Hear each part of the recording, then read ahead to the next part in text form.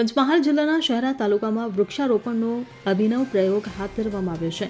કોઠા ગામના જંગલ પાસે એક પેડ માં કે નામ અંતર્ગત વૃક્ષારોપણ કાર્યક્રમ યોજવામાં આવ્યો હતો. પાનમ ડેમની ઉપરના વિસ્તારમાં આવેલી અરવલ્લીની ગિરિમાળા ઉપર ડ્રોન દ્વારા સીડ બોલ નાખવામાં આવ્યા હતા.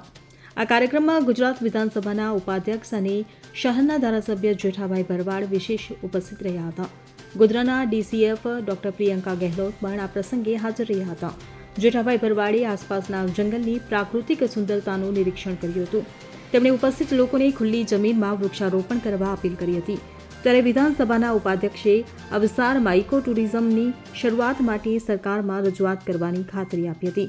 આ કાર્યક્રમમાં શહેરા તાલુકા વન વિભાગના રેન્જ ફોરેસ્ટ ઓફિસર રોહિતભાઈ પટેલ, વન વિભાગના કર્મચારીઓ, તાલુકાના સરપંચો અને આસપાસના ગ્રામજનો ઉપસ્થિત રહ્યા હતા.